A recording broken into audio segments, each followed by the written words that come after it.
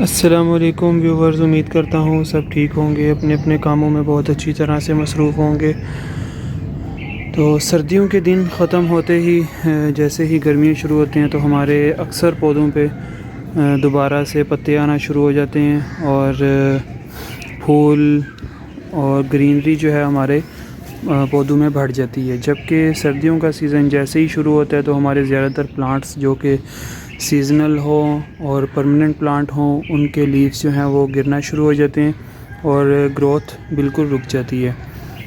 इन्हीं प्लांट्स में से एक प्लांट जो कि बटरफ्लाई पी वाइन है, इसके लीव्स भी गिरना शुरू हो गए हैं और कुछ ही दिनों में ये बिल्कुल इसके लीव्स गिर जाएंगे और कुछ लीव्स जो हैं प्लांट के ऊपर रह जाएंगे।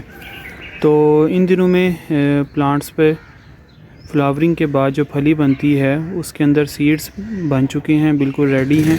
ज़्यादातर सीड्स इसमें रेडी हो चुके हैं। ऐसे ब्लू कलर में इस पे फ्लावर आता है।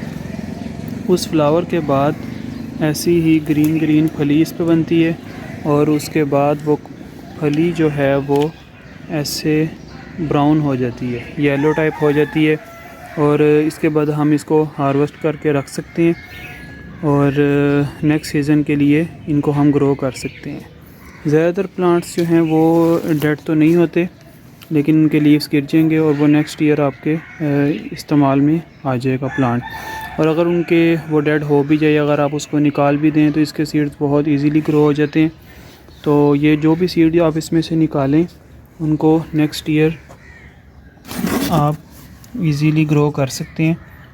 तो मैं एक सीड आपको निकाल के दिखाता हूँ, एक पॉट। ये आप देख सकते हैं जी, ये इनके ऐसे सीड्स होते हैं और ये बहुत इजीली ग्रो हो जाते हैं।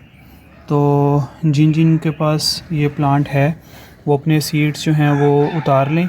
जब सीड का कलर ऐसा हो जाए, पॉट का कलर ऐसा हो जाए, तो वो ये सीड पॉट उतार ले, ये फली जो है इसको उतार ले और ऐसे ही इसको रख दें। और जब नेक्स्ट सीज़न स्टार्ट हो, तकरीबन मार्च में इसकी सीडलिंग जो है स्टार्ट हो जाती है, तो तब इसके पॉट में से सीड्स को निकालें और इनको ग्रो कर लें। तो ये इंशाल्लाह बहुत अच्छे ग्रो होंगे आपके पास। उम्मीद है आपको इसके बारे में इंफॉर्मेशन मिल गई होगी। अल्लाह हाफ़िज़।